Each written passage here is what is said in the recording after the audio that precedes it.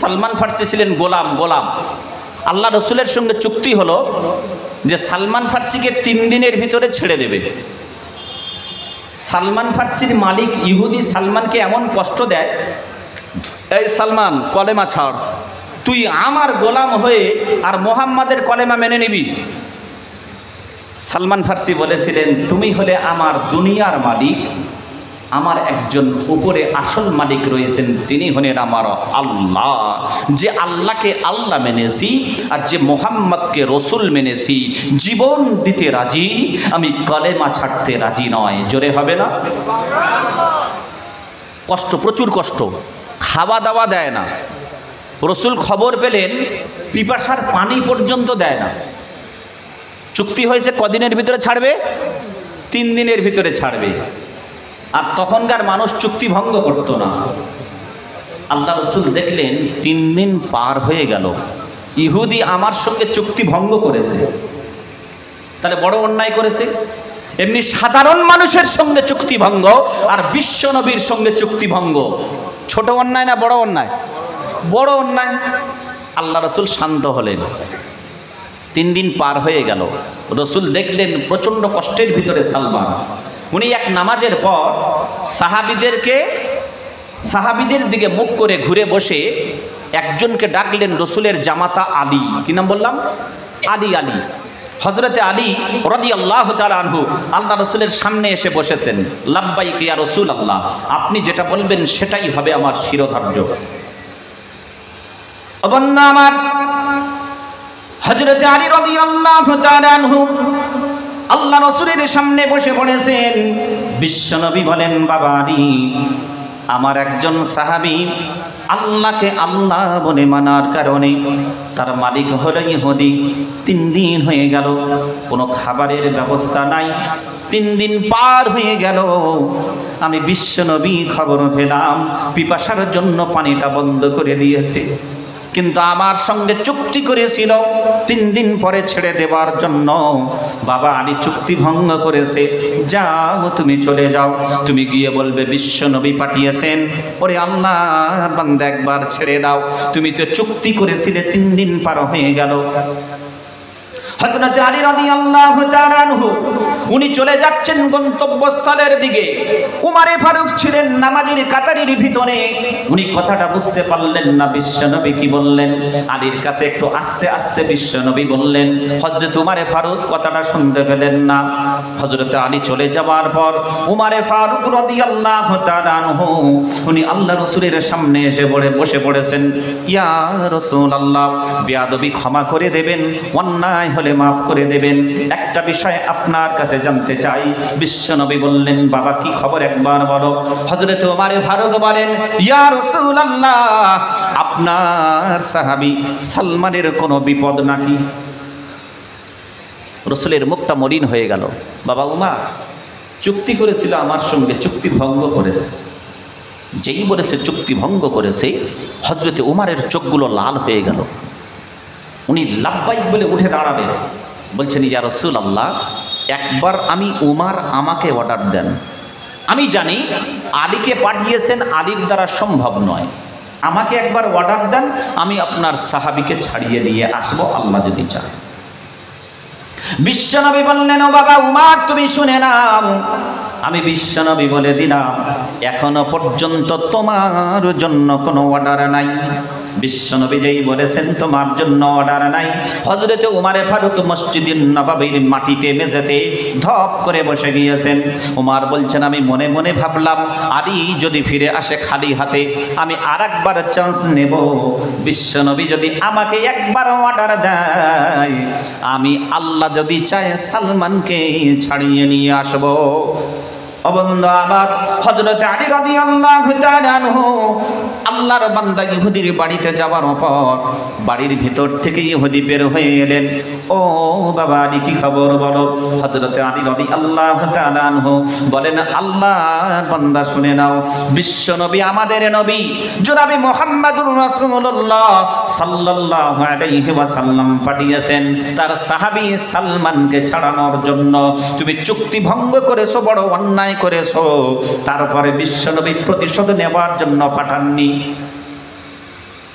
অমুসলিম ভাইরা যদি মাইকের আওয়াজ পান, এখান থেকে আমি একটা জিনিস বোঝাবো যে বিশ্বনবী শুধু মুসলমানের নবী নন, বিশ্বনবী ছিলেন জাতি ধর্ম বর্ণ নির্বিশেষে সকল মানুষের জন্য দয়ার নবী। জোরে বলেন সুবহানাল্লাহ।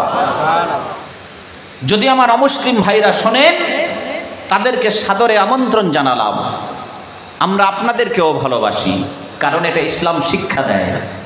পড়োশী যদি অমুসলিম হয়, তার সুখে দুঃখে তার পাশে গিয়ে দাঁড়াও। বিশ্বনবী বলেছেন, পড়োশী যদি অসুস্থ হয়, তুমি তাকে দেখতে যাও, প্রয়োজনে হসপিটালেও নিয়ে যাও, শিখিয়েছেন বিশ্বনবী। জোরে হবে না সুবহানাল্লাহ? এটা ইসলাম শিক্ষা দেয়। এজন্য পড়োশী অমুসলিম ভাইদেরকে আমরা সম্মান করি, ভালোবাসি।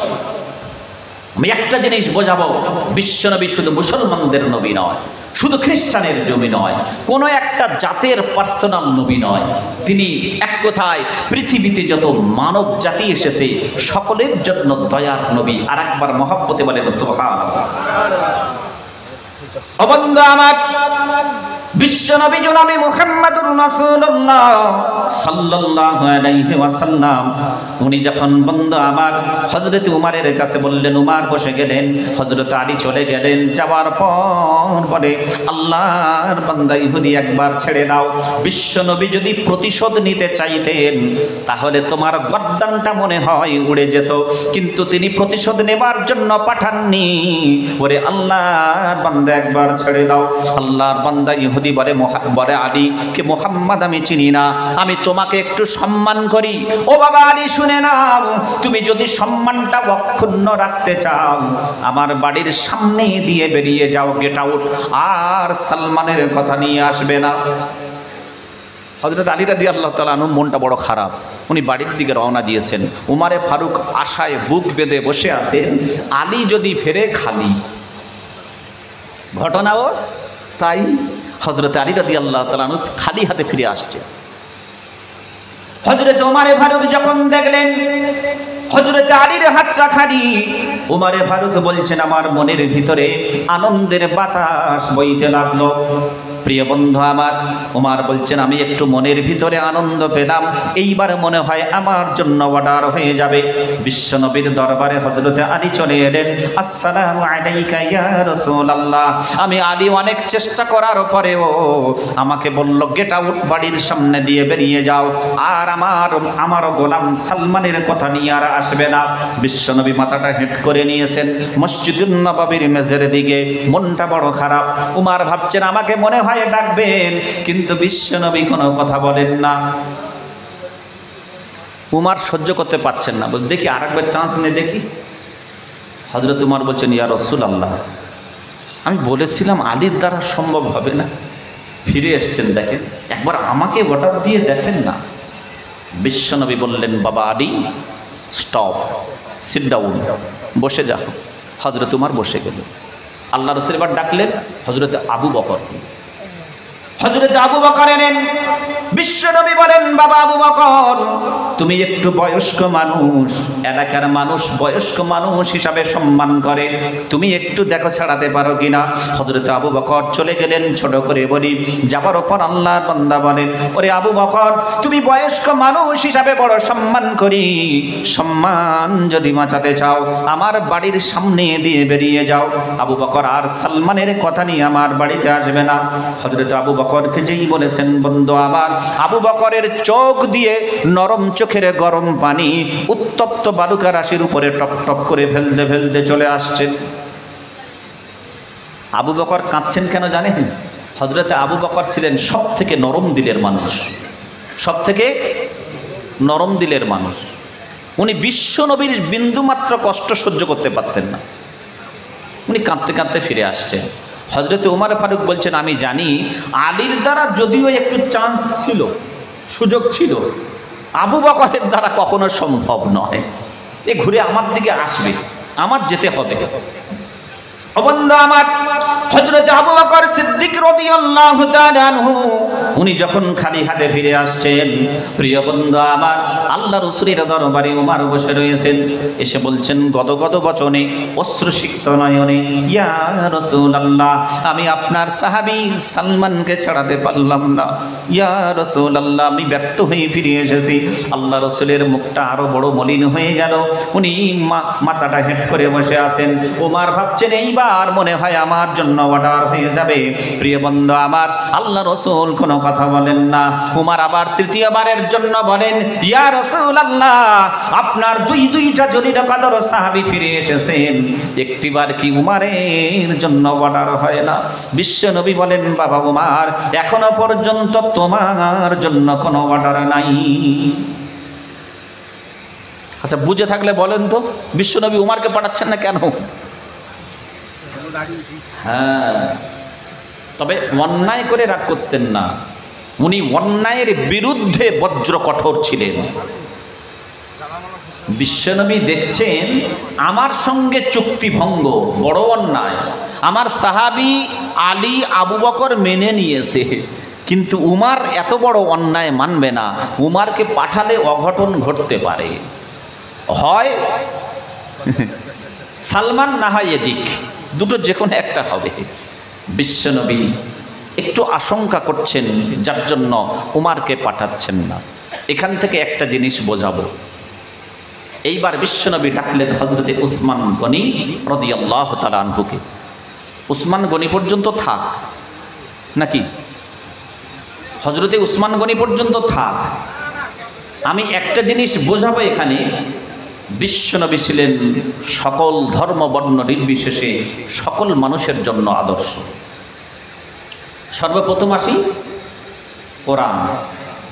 আল্লাহ বলছেন, আমি নবীকে শুধু মানুষের জন্য নয়, মানুষ, জিন জাতি, পশু পাখি, গাছপালা, কীটপতঙ্গ, এক কথায় যাদের জীবন দিয়েছি সকলের জন্য আমার রসুলকে দয়ার নবী করে পাঠিয়েছি। জোরে হবে না? দলিল আল্লাহ বলেছেন, দলিল আল্লাহ রাব্বুল আলামিন বলেন, ওমা আরসালনাকা ইল্লা রাহমাতাল লিল আলামিন। কোরআন শরীফের পারা নাম্বার 17, সূরার নাম সূরাতুল আম্বিয়া, আয়াত নাম্বার 107, 107 নাম্বার আয়াতের ভিতরে আল্লাহ রাব্বুল আলামিন বলেন, ওয়ামা আরসালনাকা ইল্লা রাহমাতাল লিল আলামিন। ও দুনিয়ার মানুষ, তোমরা শুনে নাও, আমি আমার বিশ্ব নবীকে যেমন করে মানুষের জন্য নবী করেছি, তেমন করে জিন জাতির জন্য নবী করেছি, তেমন করে পশু পাখি, জীবজন্তু, গাছপালা যাদের জীবন দিয়েছি সকলের জন্য রাহমাতাল লিল আলামিন, মানে দয়ার নবী করে পাঠিয়েছি। কোরআন তো আমার অমুসলিম ভাইরা মানবে না, তাই না? মানবে? তাহলে হাদিস থেকে একটা দলিল দেব, বাস্তব দলিল দেব, শেষ করব।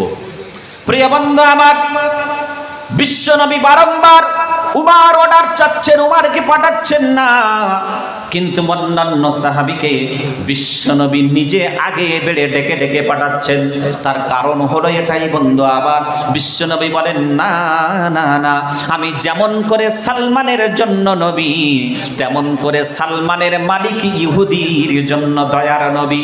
ও দুনিয়ার মানুষ, ও দুনিয়ার মানুষ, তোমরা শুনে নাও, আমি শুধু সালমানের জন্য নবী নয়, আমি শুধু কলেমা পড়নেওয়ালা মানুষের জন্য নবী নয়, যারা কলেমা পড়েছে তাদের জন্য নবী, যারা কলেমা পড়ে না তাদের জন্য দয়ার নবী। আমি শুধু মুসলমানের জন্য নবী নয়, আমি শুধু খ্রিস্টানের জন্য নবী নয়, আমি শুধু কোলভিল মুন্ডা সাঁওতালের জন্য নবী নয়, আমি শুধুমাত্র ইহুদির জন্য নবী নয়, আমি শুধু হিন্দুদের জন্য নবী নয়। বিশ্ব নবী বলেন, দুনিয়ার মানুষ তোমরা শুনে নাও, আমার আল্লাহ পাঠিয়েছেন বুইস্তু মুআল্লিমান ওয়া মুয়াসসিরান, আমার আল্লাহ আমাকে পাঠিয়েছেন বিশ্বের সকলের জন্য শিক্ষক হিসাবে। কি হিসাবে? শিক্ষক হিসাবে ওয়া মুয়াসসিরান, এবং আমার আল্লাহ আমাকে পাঠিয়েছেন সকল সৃষ্টি জীবের প্রতি নরম ব্যবহার করার জন্য। ও বিশ্বের মানুষ তোমরা শোনো শোনো, আমি যদি এই অন্যায়ের প্রতিশোধ নিতে চাইতাম তাহলে উমারকে যদি পাঠিয়ে দিতাম তাহলে হয় এদিক যেত, না হয় সালমানকে ছাড়িয়ে নিয়ে আসতো।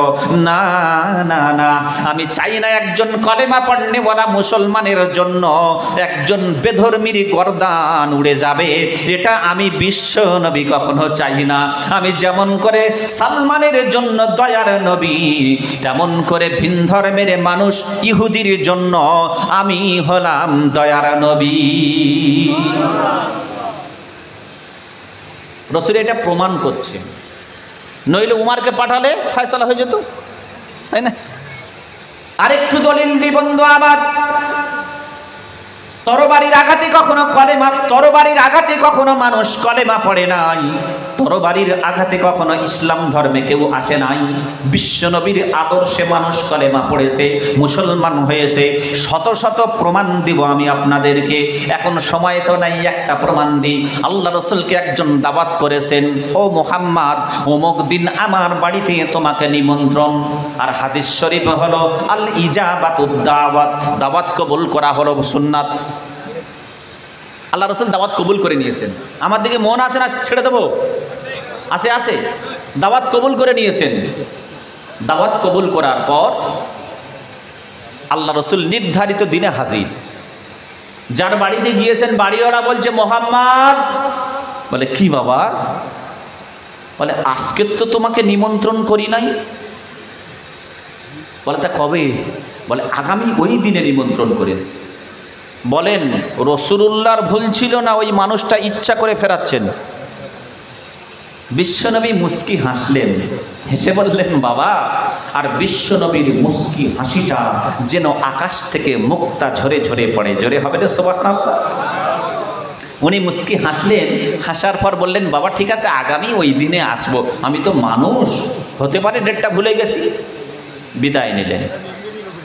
দ্বিতীয় দিন আবার চলে এলেন। এইবার আল্লাহর বান্দা ইহুদি বলছে মুহাম্মদ কি খবর? বারংবার তুমি ডেটটা ভুলে যাও। বলে কেন বাবা? বলে আজকে তো নিমন্ত্রণ নয়, আগামী ওই দিন। বলে বাবা তাই? আচ্ছা ভুলে গিয়েছি ডেটটা। আবার মুস্কি হেসে বিদায় নিলেন। আমি আপনি হলে কি করতাম? একদিন ফেরার পর যদিও বাই চান্স ফিরে আসি, দ্বিতীয় দিন যাওয়ার পর ফিরিয়ে যদি দেয়, আপনারা কি করতেন? আমি হলে তো 1 কিলো দাঁত ফাটিয়ে দিতাম। আরে যা হয়েছে তাই দে নাকি? এসছি যখন তুই 2 দিন ফিরিয়ে দিবি নিমন্ত্রণ দিয়ে, একবেলা খাবার ডাল ভাত দিয়ে খেয়ে যাই। যদি ফিরে আসতে হয় কি করব? দাঁত ফাটাবো না? আমি হলে ফাটাতাম। আর নইলে কি করতাম? তোর বাড়িতে জীবনে আর আসবো না, কুত্তা দিয়ে খাওয়া নাকি? বন্ধু আমার, এটাই ছিল বিশ্বনবীর আদর্শ। দুই দিন ফেরার পর তৃতীয় দিনের মাথায় আল্লাহর বান্দার বাড়িতে গিয়ে হাজির হয়ে গেছে। আল্লাহ বান্দা বাড়ির ভিতর থেকে বেরিয়ে বলে মুহাম্মদ একটা কথা বলবো, রাগ করবে না? আল্লাহ রাসূল বলেন বাবা কেন? বড় বড়। আমি মুহাম্মদ কথা দিলাম রাগ করব না। আল্লাহর বান্দা বলে মুহাম্মদ এতদিন শুনে এসেছিলাম এলাকার মানুষজন বলতো মুহাম্মদ বড় পাগল, আজকের প্রমাণিত হলো মুহাম্মদ সত্যিকারের পাগল। একটু জোরে জোরে বলা যাবে সুবহানাল্লাহ? ছেড়ে দি, ছেড়ে দি, ঘুমের ঘরে এসে গেছে, ছেড়ে দি। মুহাম্মদ পাগল বলে সুবহানাল্লাহ, ছেড়ে দি নাকি? মানে আপনারা সুর শুনছেন, সুরের পাগল। একটু টান দিয়ে বলছি, সব মাতোয়ারা হয়ে গেছে, তাই না? বলেছিলাম না সব রকম আছে, তাই তো? সকলে বসেন। প্রিয় বন্ধু আমার, ও গজলও অনেক গেয়েছি, তার জন্য ও গজলে আমার পুরস্কারও আছে। ওই শোকেজ আলমারি, সাইকেল, এই টেবিল ফ্যান 2-4টে, যেটায় গিয়েছি আলহামদুলিল্লাহ প্রাইজ না নিয়ে ফিরিনি। কণ্ঠ শুনলে হবে না বলে দিয়েছি আমি। জোরে বলেন নাউজুবিল্লাহ। আল্লাহর বান্দা কি বলল? এতদিন শুনেছিলাম মোহাম্মদ পাগল, আজকের প্রমাণিত হলো মোহাম্মদ পাগল। আল্লাহ রাসূল বলেন, কেন বাবা আমাকে পাগল বলছো? ও মোহাম্মদ, একটা ডেট বারংবার তোমাকে বলি, কেন মনে থাকে না? এটা তো সাধারণ মানুষ হলে মনে থাকে, পাগলদের মনে থাকে না। এর দ্বারা প্রমাণিত হলো মোহাম্মদ তুমি বড় পাগল। আল্লাহ রাসূল বলেন, বাবা আমি মানুষ হতে পারে ডেটটা ভুলে গেছি। তা কবে বলো? বলে আগামী ওই দিন আমার বাড়িতে নিমন্ত্রণ। ফিরেছেন কদিন? 3 দিন। 4 দিনে আর যায় নাকি? আর যাবে? প্রিয় বন্ধু আমার, আমাদের প্লেনে ধরবে, কখনো যাওয়া সম্ভব নয়। বিশ্বনবী জনাবে মুহাম্মদুর রাসূলুল্লাহ সাল্লাল্লাহু আলাইহি ওয়াসাল্লাম 4th দিনের মাথায় নির্ধারিত দিনে আল্লাহর বান্দার বাড়িতে গিয়ে হাজির হয়ে গেছে। এইবার জোরে বলেন সুবহানাল্লাহ। এইবার বাড়ির কাছে গিয়ে, বাড়ির সামনে গিয়ে বলেন, আল্লাহর বান্দা আমি মুহাম্মদ এসেছি, বাড়ির ভিতর থেকে বেরিয়ে এসো। আল্লাহর বান্দা বাড়ির ভিতর থেকে বের হতে ইতস্তত করছেন, দেরি করছেন। একটু কিছুক্ষণ পর দেরি করার পর আল্লাহর বান্দা ঘরের দরজা খুলে দিয়ে মাথাটা হেঁট করে রসুলের দিকে হেঁটে হেঁটে আসছে। আল্লাহ রসুল ভাবছেন আজকের আবার নতুন কোনো বাহানা ধরে নাকি। প্রিয় বন্ধু আমার, আল্লাহর বান্দা মাথাটা হেঁট করে আল্লাহ রসুলের সামনে আসার পর রসুলের কাছাকাছি এসে রসুলের কদম মোবারক জড়িয়ে ধরে হাউমাউ করে কান্না শুরু করে দিয়েছে। বিশ্বনবী বলেন, বাবা কি তোমাকে কাঁদালো? একবার বলো। আল্লাহর বান্দা বলে, মুহাম্মদ আমাকে কাঁদিয়েছে জাহান্নাম। ও মুহাম্মদ শুনে নাও, আমাকে যদি মাফ না করো, আমাকে যদি ক্ষমা না করো, আমি জাহান্নামের অধিবাসী হয়ে যাব, জাহান্নামের আগুন সহ্য করতে পারবো না। আল্লাহ রাসূল বলেন, বাবা বুঝতে পারলাম না। বলেন, এবার বলছেন, ইয়া রাসূলুল্লাহ আমি আপনাকে যে 3 দিন ফিরিয়ে দিয়েছি, ইচ্ছাকৃত ফিরিয়ে দিয়েছি, আর বিশ্বনবীর সঙ্গে যারা এই রকম বেয়াদবি করে তাদের ঠিকানা হলো জাহান্নাম। ইয়া রাসূলুল্লাহ আমাকে যদি আপনি ক্ষমা না করেন আমি জাহান্নামের অধিবাসী হব। আল্লাহ রাসূল বলেন, বাবা ক্ষমা তো করবো ঠিকই, তবে কেন ফিরিয়েছো কারণটা একবার বলো। Without cause can not effect, কারণ ছাড়া তো কোনো কার্য হয় না। হয়, প্রত্যেক কাজের পিছনে কারণ থাকে। বাবা কেন ফিরিয়েছো বলো। আল্লাহর বান্দা ইহুদি বলে, ইয়া রাসূলুল্লাহ ইয়া হাবিবাল্লাহ হুজুর। এতক্ষণ বলছিল মুহাম্মদ, এইবার বলে ইয়া রাসূলুল্লাহ ইয়া হাবিবাল্লাহ হুজুর, আমি আপনাকে 3 দিন ইচ্ছাকৃত ফিরিয়েছি, কারণ কিতাবের ভিতরে পড়েছি। কিতাব বলতে কুরআনুল কারীম নয় বন্ধু আমার, ইহুদিদের ধর্মগ্রন্থের ভিতরে পড়েছে, আমাদের ধর্মগ্রন্থের ভিতরে পড়েছি, এবং ইহুদি পণ্ডিতদের মুখ থেকে শুনেছি আখিরি জামানার একজন নবী আসবেন, নবীর অনেক এই রকম গুণ থাকবে, নবীর এই রকম এই থাকবে। তন্মধ্যে আমি অনেক কিছু পরীক্ষা করে প্রমাণ পেয়েছি। একটা গুণের কথা পড়েছিলাম, আখেরি জামানার যিনি নবী হবেন তাকে যদি হাজারো কষ্ট দেওয়া হয়, ব্যক্তিগত হাজারো কষ্টের কারণে কাউকে কোনোদিন প্রতিশোধ নেবেন না। কি বললাম বুঝতে পারলেন কি? আখেরি জামানার যিনি নবী হবেন তাকে যদি কষ্ট দেওয়া হয়, ব্যক্তিগত কষ্ট দেওয়ার কারণে কখনো কাউকে প্রতিশোধ নেবেন না। এটাই হবে বিশ্ব নবীর আদর্শ। একজন প্রমাণ দিতে পারবেন, এখন নয় ভবিষ্যতে। আমার তো নাম্বার নেটে পাবেন, আমাকে ফোন করবেন, আমি আপনাকে পুরস্কার দেব। আমার সামান্য জ্ঞান আমি পাইনি আজ পর্যন্ত, হতে পারে যে বিশ্বনবী ব্যক্তিগত কোনো ক্ষতির কারণে কাউকে প্রতিশোধ নিয়েছে। একটা হাদিস থেকে প্রমাণ দিতে পারলে পুরস্কার দেব। অন ক্যামেরা বলে যাচ্ছে, আমি আজ পর্যন্ত পাইনি। আপনারা শাইখুল হাদিস, মুহাদ্দিস, মুফাসসিরিন, বড় বড় আলেম ওলামাদের কাছ থেকে জানবেন, তাদের কাছ থেকে একটা প্রমাণ দেবেন হাদিস থেকে বিশ্বনবী ব্যক্তিগত কোনো কারণে কারোর প্রতিশোধ নিয়েছে। একটা প্রমাণ দিতে পারলে পুরস্কার দেব। আশা করছি পাবেন না। আল্লাহকে নিয়ে যখন কটূক্তি করা হয়েছে, কোরআনের বিরুদ্ধে যখন গিয়েছে, শরীয়তের বিরুদ্ধে যখন গিয়েছে, তখন রসুল রুখে দাঁড়িয়েছে প্রতিরোধ করার জন্য। কিসের জন্য? প্রতিরোধ করার জন্য। আচ্ছা, কেউ যদি আমাকে মারতে আসে, আমি কি হাত বেঁধে চুপ করে থাকবো? অন্তত ঠেকাতে হবে তো নাকি? কি বলেন? এটা তো নিয়ম। আল্লাহ রসুল কখনো আগে বেড়ে কাউকে আঘাত করেননি। বলেন সুবহানাল্লাহ। ও বন্ধু আমার, আল্লাহর বান্দা ইহুদি মানে, ইয়া রাসূলুল্লাহ, আমি কিতাবের ভিতরে পড়েছিলাম আখেরি জামানার যিনি নবী হবেন, ব্যক্তিগত তাকে যত কষ্ট দেওয়া হোক কখনো কোনোদিন প্রতিশোধ নেবেন না।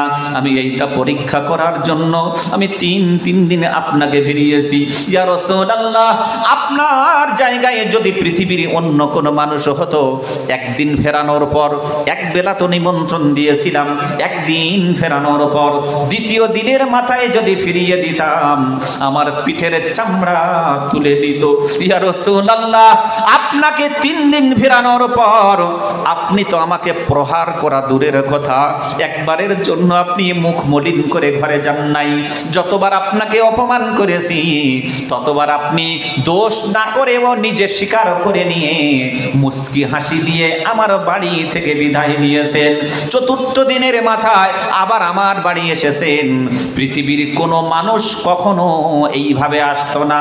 এর দ্বারা প্রমাণিত হয় আপনি হলেন আখেরি জামানার নবী, আপনি হলেন আখেরি জামানার পয়গম্বর। আপনার সঙ্গে বেয়াদবি হয়ে গেছে। আপনি যদি আমাকে ক্ষমা না করেন, আমি জাহান্নামের অধিবাসী হয়ে যাব। ইয়া রাসূলুল্লাহ, আপনি কি আমাকে ক্ষমা করবেন না? একবার বলেন। বিশ্বনবী উত্তর দিয়েছিলেন, ওরে আল্লাহর বান্দা শুনে নাও, তুমি ক্ষমা চাওয়ার আগে আগে আমি বিশ্বনবী আল্লাহর কাছে তোমার ক্ষমা করে দিয়েছি। নইলে তুমি যে আমাকে 3 দিন ফিরিয়েছো, আমি যদি তোমাকে ক্ষমা না করতাম, তোমার প্রতি যদি শুধু অসন্তুষ্ট হয়ে থাকতাম, আল্লাহর তরফ থেকে তোমার উপর গজব এসে যেত। এর দ্বারা কি প্রমাণ পাচ্ছেন? দেখছেন, ক্ষমা চাওয়ার আগে আগে বিশ্বনবী বলছেন আমি তোমাকে ক্ষমা করে দিয়েছি। জোরে হবে না? বিশ্বনবীর আদর্শ কত বলবো। হাদিস থেকে 2টো প্রমাণ দিলাম। ওদিকে উসমান গনিকে ডেকেছেন, এরপর কি হবে ও আর হবে না সময়, রিকোয়েস্ট করবেন না। প্রিয় বন্ধু আমার, শেষ দলিল দেব, যেহেতু অন ক্যামেরা হচ্ছে, অমুসলিম ভাইদের জন্য একটা দলিল, বাস্তব, মুসলমানের কথা নয়। মাইকেল এইচ হার্ট, মুসলমান তো নাকি? মুসলমান, খ্রিস্টান। প্রিয় বন্ধু আমার, মাইকেল এইচ হার্ট তিনি একটা কিতাব লিখেছেন। কিতাবটার নাম হলো দ্য গ্রেট 100, 100 মনীষীর জীবনী, দ্য অল ওভার ওয়ার্ল্ড।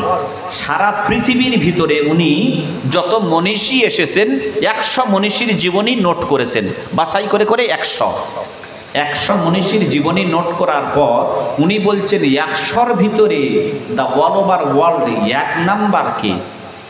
উনি সকলের জীবনী পড়তে শুরু করলেন। সকলের জীবনী পড়ার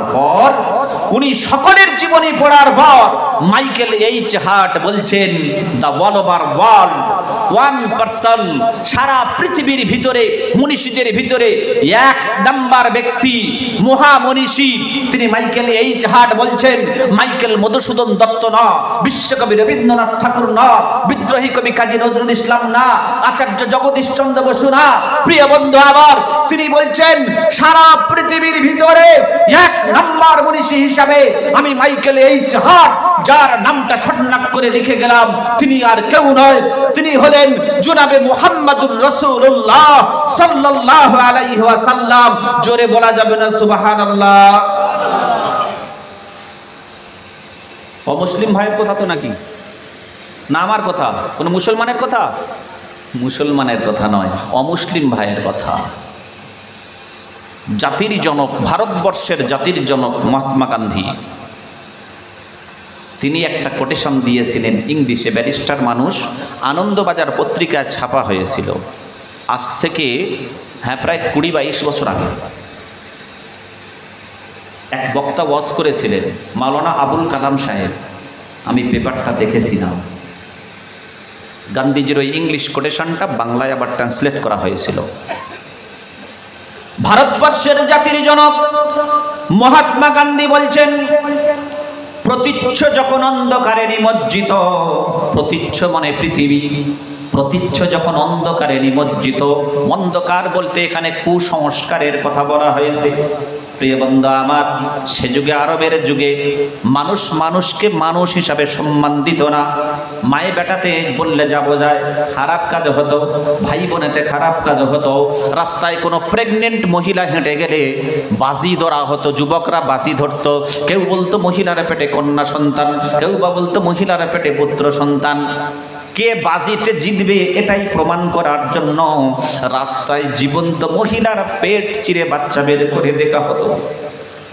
এই যুগটাকে বলা হয়েছিল আইয়ামে জাহেলিয়াতের যুগ, মূর্খতার যুগ। গান্ধীজি ওই যুগের ইতিহাস পড়ে উনি বলছেন, পৃথিবী যখন কুসংস্কারের অন্ধকারে নিমজ্জিত, তখন পশ্চিমের আকাশে উদিত হয়েছিল একখানি চাঁদ। অন্ধকার থেকে মানুষকে আলোর পথে আনার জন্য। ওই চাঁদটা আর কেউ নয়, ওই চাঁদটা হলো মা আমিনা রাদিয়াল্লাহু আব্দুল্লাহর হেলাল, নাম হলো তার মুহাম্মাদুর রাসূলুল্লাহ। চিল্লে বলা যাবে কি সুবহানাল্লাহ? কার কথা? ভারতবর্ষের জাতির জনক মহাত্মা গান্ধীর কথা। শেষ দলিল, সকলের কাছে অ্যান্ড্রয়েড মোবাইল আছে। গুগল তৈরি করেছে কে? সানোয়ার, আমি তো নাকি? অমুসলিম। গুগলে গিয়ে লিখবেন যে who is the great man in the all over world.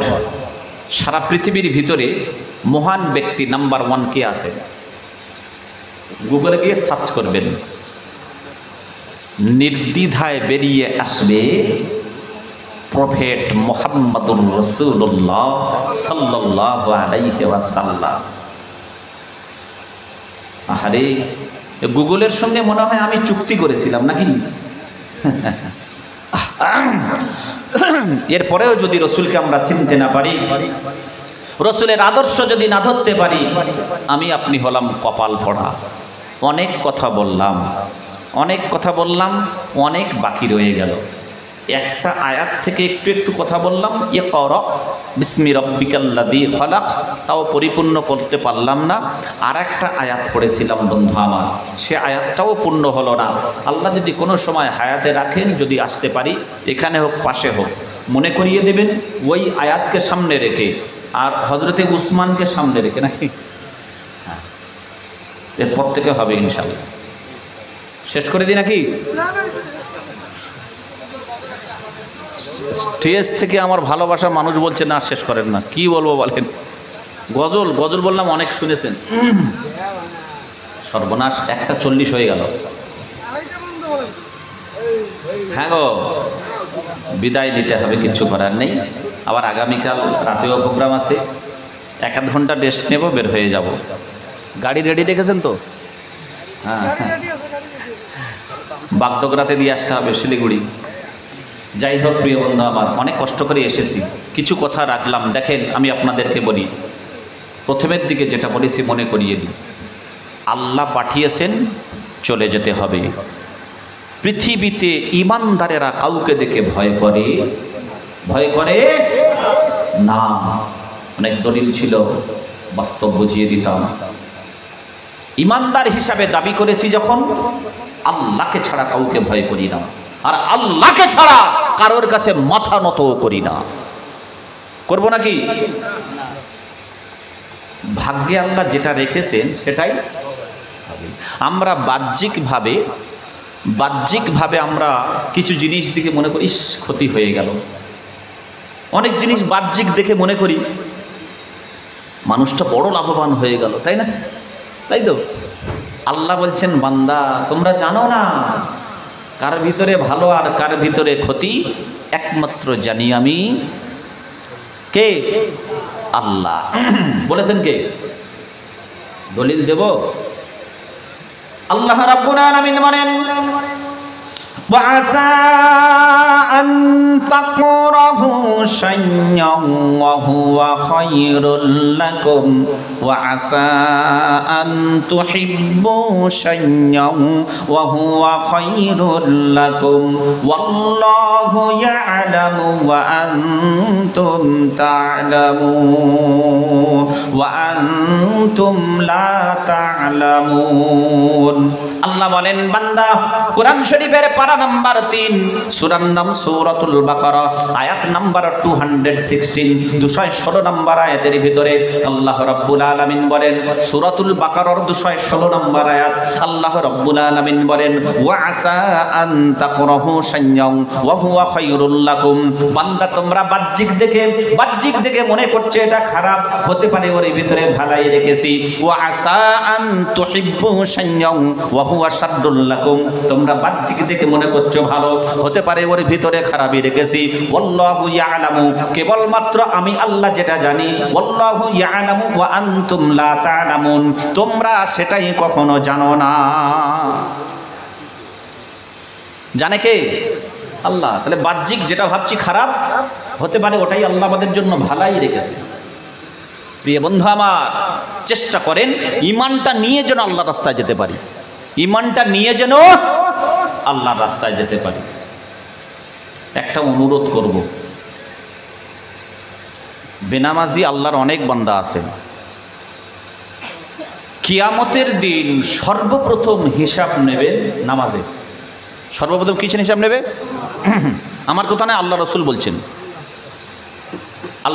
বলছেন কিয়ামতের দিন সর্বপ্রথম হিসাব হবে নামাজে কে বলছেন রসুল আল্লাহ রসুল বলছেন হাদিস তাহলে হাদিসটা শুনিয়ে দিই গুলিয়ে দেবেন না قال رسول الله صلى الله عليه وسلم أول ما يحاسب به العبد يوم القيامة الصلاة فإن صلحت صلح له سائر عمله وإن فسدت فسد سائر عمله رواه البخاري ومسلم أو كما قال محمد رسول الله صلى الله عليه وسلم الله رسول বলেন أول ما يحاسب به العبد يوم القيامة الصلاة কিয়ামতের দিন সর্বপ্রথম আল্লাহ তার বান্দা বান্দীদের হিসাব নেবেন নামাজের ফাইন সাদুহাত সাদুহা লাহু সাইরু আমালি অতঃপর আল্লাহর কোন বান্দা বান্দির নামাজটা যদি ঠিক হয়ে যায় আল্লাহ রাসূল বলেন অন্যান্য আমলগুলো আল্লাহ পাক ঠিক করে দেবেন জোরে বলেন ওয়া ইন ফাসাদাত ফাসাদা সাইরু আমালি আর যদি নামাজের খাতাটা শূন্যস্থান থেকে যায় গ্যাপ থেকে যায় ফাঁকা থেকে যায় আল্লাহ পাক রাগান্বিত হয়ে বান্দার দিক থেকে মুখ ঘুরিয়ে নেবেন তার জন্য কি হবে জাহান্নাম এজন্য কিয়ামতের দিন হিসাবের জন্য সর্বপ্রথম খাতাটা একটু পূর্ণ করি যারা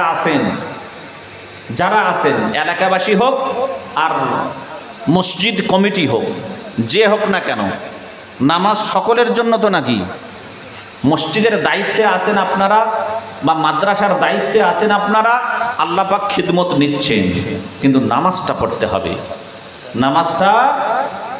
হবে আপনি গরিব মানুষ চাষবাস করছেন সারাদিন খাটছেন বিবি বাচ্চার মুখে তুলে দিচ্ছেন আল্লাহ সময় পায়নি বউ বাচ্চার মুখে খাবার তুলে দিতি সারাদিন কাজ আর কাজ আল্লাহ বলবেন বান্দা আয় তোর মতো হাজার হাজার মানুষ তোর সামনে উপস্থিত করবা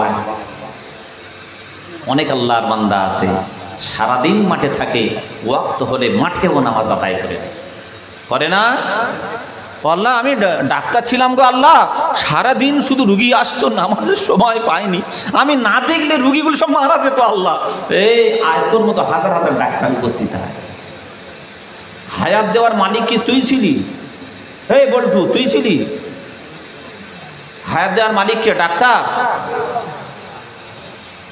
আল্লাহ বলবেন তোর মতো শত শত ডাক্তার রোগী দেখতে দেখতে নামাজের সময় হয়ে গেছে স্টপ করে দিয়ে নামাজ পড়েছে তারপর রোগী দেখেছে আছে না নাই স্কুলে পড়েছিলি স্টুডেন্টস তোর মতো কত স্টুডেন্টস ইঞ্জিনিয়ার এমবিবিএস স্টুডেন্টস তারা স্কুলে পড়াকালীন এক ওয়াক্ত নামাজ তারা ছাড়েনি যদিও কাজা হয়ে গিয়েছে আমি আল্লাহ আমার কাছে ক্ষমা চেয়ে আবার আদায় করে দিয়েছি আছে না নাই? আছে। আল্লাহর কাছে বাহানা খুঁজে পাবেন না। এজন্য নামাজটা ধরে নেন। প্রথম নাম্বার হলো নামাজ। কিয়ামতের দিন হিসাব হবে নামাজ। নামাজের খাতাটা যদি গ্যাপ থেকে যায়, কবরের অবস্থা তো যা হবে হবে। কিয়ামতের দিন আপনার জন্য জাহান্নাম অপেক্ষা করছে।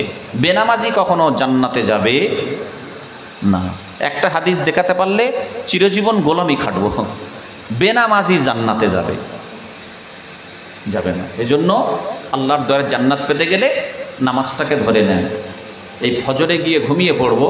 একটা গজল আপনারা শুনেছেন, কেমন করে ঘুমাও তুমি, কেমন করে ঘুমাও তুমি, ফজর করে কাজা, এমন তো হতে পারে তোমার জোহরে জানাজা। তাই না? মুসলিম হয় না জন্ম নিলে মুসলমানের ঘরে। মানেটা শোনেন, মুসলিম হয় না জন্ম নিলে মুসলমানের ঘরে, আর কাফের মুমিন তফাতটা হয় সালাতের উপরে। হে মানুষ, নামাজের উপরে। এই জীবনে নামাজ যেন, এই জীবনে নামাজ যেন হয় না কভু কাজা, এমনও তো হতে পারে তোমার জোহরে জানাজা। ঠিক না ভুল? থাক, এই পর্যন্ত থাক। আল্লাহ পাক আমাকে আপনাকে শোনার সাথে সাথে আমল করার তৌফিক দিক, বলেন আমিন। শেষ একটা কথা বলবো। একটা কথা বললাম, যদি আমি আপনি যদি পরিবর্তন হওয়ার নিয়তে আগিয়ে না আসি, আল্লাহ কারোর হাত ধরে পরিবর্তন করাবেন না। বলেছেন আমার আল্লাহ, এটা সানোয়ারের কথা না। যদি বলেন হুজুর আল্লাহ বলেছেন, শেষ দলিল না দিলে মানি না। আমি শেষ দলিল না দিয়ে নামবো না। আল্লাহ বলছেন বান্দা।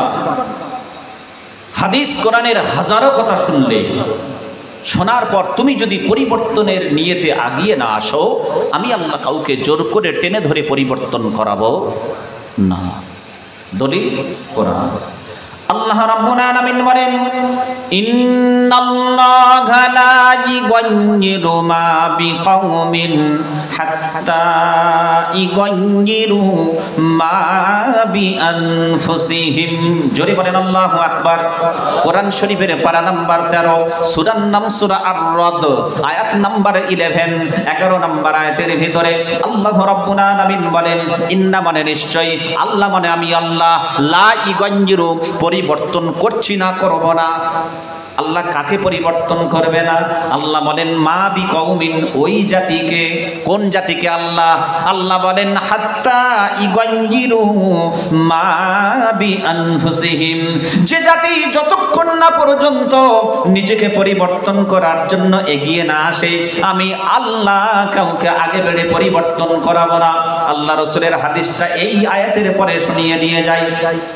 আল্লাহ রাসূল বলেন, ওরে আমার উম্মত উম্মতানি, আমি রাসূল বলে গেলাম, তোমরা যদি একবার পরিবর্তনের নিয়তে আমার আল্লাহর দিকে আগিয়ে আসো, যে আল্লাহর বান্দা এক বিগত পরিমাণ আল্লাহর দিকে আগিয়ে আসার চেষ্টা করে, আমার আল্লাহ ওই বান্দার দিকে এক হাত পরিমাণ আগিয়ে যায়। মানে আল্লাহর রহমত বান্দার দিকে এক হাত আগিয়ে যায়।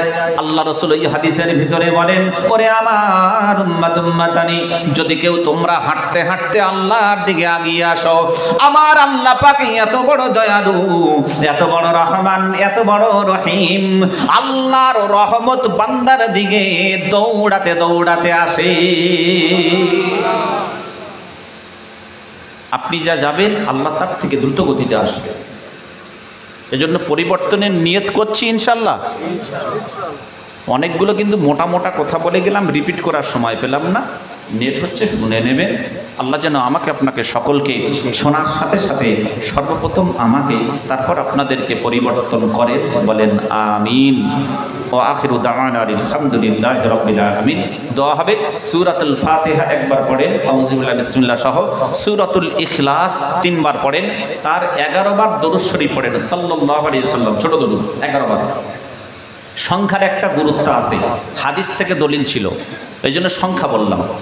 একবার সূরাতুল ফাতিহা, 3 বার সূরাতুল ইখলাস, আর 11 বার দরুদ শরীফ। আউযু বিল্লাহি মিনাশ শাইতানির রাজিম। বিসমিল্লাহির রাহমানির রাহিম। আলহামদুলিল্লাহ মালিক ইয়াউমিদ্দিন। ইহদিনাস সিরাতাল মুস্তাকিম সিরাতাল লাযিনা আন'আমতা আলাইহিম গায়রিল মাগদুবি আলাইহিম। বিসমিল্লাহ। قل هو الله احد الله الصمد لم يلد ولم يولد ولم يكن له كفوا احد. قل هو الله احد الله الصمد لم يلد ولم يولد ولم يكن له كفوا احد. قل هو الله احد الله الصمد لم يلد ولم يولد ولم يكن له كفوا احد. صلى الله عليه وسلم صلى الله عليه وسلم صلى الله عليه وسلم صلى الله عليه وسلم صلى الله عليه وسلم صلى الله عليه وسلم صلى الله عليه وسلم صلى الله عليه وسلم صلى الله عليه وسلم صلى الله عليه وسلم صلى الله عليه وسلم. যা গুনাহ করেছি, এইখানে আমরা অন্তত যারা বসে আছি, কার ইচ্ছা হচ্ছে গুনাহ করব এখনো? হাত তোলেন দেখি। কেউ নাই? বুঝতে পারছেন কথা কি? কার ইচ্ছা হচ্ছে গুনাহ করব? গুনাহ করার ইচ্ছা কি কারোর আছে? আছে কি কারো? ইচ্ছা করে গুনাহ করার ইচ্ছা আছে? নাই। তাহলে মনে মনে করে নেন, আল্লাহ যা গুনাহ করেছি আর করব না। আমি যা গুনাহ করেছি আল্লাহ, তার জন্য তোমার কাছে আত্মসমর্পণ করছি, লজ্জিত। এটা মনে মনে করে নেন। এবার আস্তাগফার পড়ে, আস্তাগফিরুল্লাহ রাব্বি মিন কুল্লি যামবিন ওয়া আতুবু ইলাইহি। এটাই হলো তওবার শর্ত। আল্লাহ যা গুনাহ করেছি জীবনে আর করব না, যে গুনাহ করেছি তার জন্য লজ্জিত। এইবার আল্লাহর কাছে ক্ষমা চাও। তওবার মেন দুটো শর্ত হলো ওটাই। আরও অনেক শর্ত আছে, মেন দুটো শর্ত হলো ওটাই, যে যা গুনাহ করেছি আল্লাহ, ভুল করেছি, জীবনে আর করব না, আমি আল্লাহ গুনার জন্য লজ্জিত। এইবার আল্লাহর কাছে তওবা করলে আল্লাহ রাসূল বলছেন ওই বান্দার তওবা হলো তাওবাতান নাসুহা। আসল হলো তাওবা, ওই তওবা আল্লাহর দরবারে কবুল হয়ে যায়। তাওবাতান নাসুহা, আল্লাহর দরবারে করতে দেরি, আল্লাহ রাসূল বলেন আল্লাহ তার বান্দার গুনাহ মাফ করতে দেরি করে না। বলেন সুবহানাল্লাহ। ওই জন্য প্রথমে জিজ্ঞেস করে নিলাম যে কারোর গুনাহ করার ইচ্ছা নেই। আসেন সকলে একটু দোয়া করব। বিসমিল্লাহির রহমানির রহিম। আল্লাহুম্মা সাল্লি আলা মুহাম্মাদিন নাবিয়্যিল উম্মি ওয়া আলা আলিহি ওয়া সাল্লিম তাসলিমা। রব্বানা যালামনা আনফুসানা ওয়া ইল্লাম তাগফির লানা ওয়া তারহামনা লানাকুনান্না মিনাল খাসিরিন। রব্বানা লা তুআখিযনা ইন নাসিনা আও আখতানা। ربنا ولا تحمل علينا إصرا كما حملته على الذين من قبلنا ربنا ولا تحملنا ما لا طاقة لنا به واعف عنا واغفر لنا وارحمنا أنت مولانا فانصرنا على القوم الكافرين.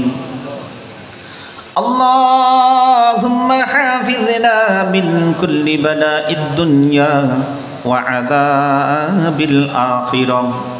اللهم اهدني وسددني إنا نسألك الهدى والتقى والعفاف والغنى. رب اغفر وارحم وأنت خير الراحمين. ইলাহি মাগরিব থেকে বা মাগরিবের আগে থেকে এতক্ষণ পর্যন্ত আল্লাহ তোমার বান্দারা এখানে কিছু কিছু আলোচনা করেছেন।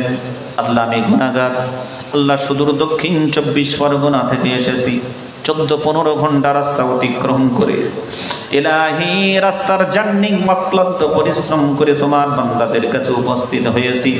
আমি গুনাহগার, গল্প গুজব কিছু করি নাই গো আল্লাহ। ইলাহি তোমার পবিত্র কালামুল্লাহ শরীফ থেকে কিছু আলোচনা করেছি। আয় আল্লাহ নবীর মুখ নিঃসৃত বাণী শোনার জবানের হাদিস শরীফ থেকে কিছু আলোচনা করেছি। আয় আল্লাহ সকল উলামায়ে দ্বীন, হুফাজে কেরাম যারা এখানে আলোচনা করেছেন, আমি সব থেকে সব থেকে তোমার নগণ্য বান্দা। আল্লাহ তেমন যোগ্যতা নাই, ইলম নাই, আমল নাই, মানুষ ভালোবেসে আল্লাহ এই জায়গায় বসিয়ে দিয়েছে। ইলাহি কিছুক্ষণ আলোচনা করলাম, সকলের আলোচনার সাথে আমার আলোচনাটাকে সংযুক্ত করে নিয়ে যতটুকু নেকি দান করবেন, নেকিটাকে কোটি কোটি গুণে বাড়িয়ে সর্বপ্রথমে পিয়ারা হাবিবের আরওয়া মোবারকে পৌঁছে দাও। আয় আল্লাহ, তারপরে সাহাবী, তাবিঈ, তাবিঈন, সিদ্দিকিন, সালিহিন, শুহাদা, বুজুর্গ আজমাইন, গাউস, কুতুব, আউলিয়া, পীর, আবদাল, তোমার মাহবুব প্রেমিক প্রেমিকা বান্দা বান্দি যারা চলে গেছে, আল্লাহ প্রত্যেকের রূহ মোবারকে পৌঁছে দাও। আয় আল্লাহ, খাস করে মেহেরবানি করে আল্লাহ, তোমার যে সমস্ত বান্দারা গভীর রজনীতে এখানে হাত দুখানা তুলেছেন ডবল ভিক্ষুক সেজে, আয় আল্লাহ প্রত্যেকের কেউ না কেউ নিকট বা দূরবর্তী আত্মীয় স্বজন মাটির গহীন করে আশ্রয় দিয়েছে। আয় আল্লাহ, এই এলাকার জমিনের নিচে যত নরনারী শুয়ে রয়েছে, আল্লাহ প্রত্যেকের কবর মোবারকে নেকিটুকু পৌঁছে দাও।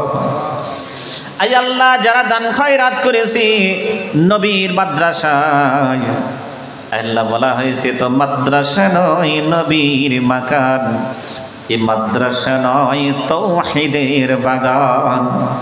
আয় আল্লাহ, নবীর ঘরে যারা দান করেছে আল্লাহ তাদের দানের নেকিটুকুগুলো একত্রিত করে আত্মীয় স্বজন যারা চলে গেছে কবর মোবারকে পৌঁছে দাও। ইলাহি, কারো মা, কারো বাবা, দাদা দাদি, নানা নানি, শ্বশুর শাশুড়ি, কোলের কচি সন্তান, কারো বা স্ত্রী, কারো বা ভাই, কারো বা বোন, কারো বা স্বামী, মা বোনেরা যদি বাড়ি থেকে হাত দুখানা তোলে, আল্লাহ তাদের অনেক আত্মীয় স্বজন চলে গিয়েছে, আল্লাহ প্রত্যেকের কবর মোবারকের নেকিটুকু পৌঁছে দাও। ইলাহি, আমরা যারা হাত দুখানা তুলেছি, আয় আল্লাহ কারা অসুস্থ আছে জানি না, আয় আল্লাহ কিছু তোমার নাই অজানা, সব কিছু তোমার জানা। আল্লাহ, যারা জাহেরি বাতিনি বিভিন্নভাবে অসুস্থ হয়ে পড়ে রয়েছে কিংবা এখানে আছে, আল্লাহ প্রত্যেককে তুমি শেফায়ে কুল্লিয়া, শেফায়ে আজিলা, শেফায়ে কামিলা দান করে দাও। ইলাহি, আমাদের আত্মীয় স্বজন যারা অসুস্থ আছে, সারা পৃথিবীর হসপিটাল নার্সিং হোমে যত মুসলমান নরনারী অসুস্থ আছে, আল্লাহ প্রত্যেককে তুমি শিফা দান করে দাও। আয় আল্লাহ, আমরা যারা হাত দুখানা তুলেছি আল্লাহ গভীর রজনীতে, আল্লাহ তোমার কাছে টাকা পয়সা চাইনি, ইলাহি তোমার কাছে চাই। আয় আল্লাহ, আমরা যারা কোরআনের আলোচনা করলাম এবং তোমার যে সমস্ত বান্দা বান্দিরা শুনলো, প্রত্যেককে তুমি দিনের খাদেম বানিয়ে দাও। ইলাহি, মাদ্রাসার শিক্ষক যারা অক্লান্ত পরিশ্রম করে, মাদ্রাসার কমিটিবৃন্দ যারা পরিশ্রম করে, এলাকাবাসী যারা দান খয়রাত দিয়ে সাহায্য করে, আল্লাহ প্রত্যেককে তুমি দিনের জন্য কবুল মঞ্জুর করে নাও।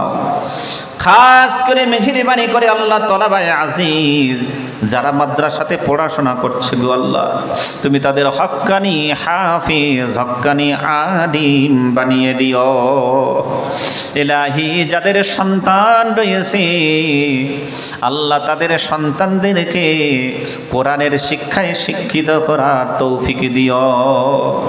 আল্লাহ, আমরা যারা হাত দুখানা তুলেছি আল্লাহ, কেউ বা কন্যাদায়ী রয়েছে সুপাত্রের ব্যবস্থা করে দিও, কেউ বা ঋণগ্রস্ত রয়েছে ঋণ পরিশোধ করার ক্ষমতা দিও।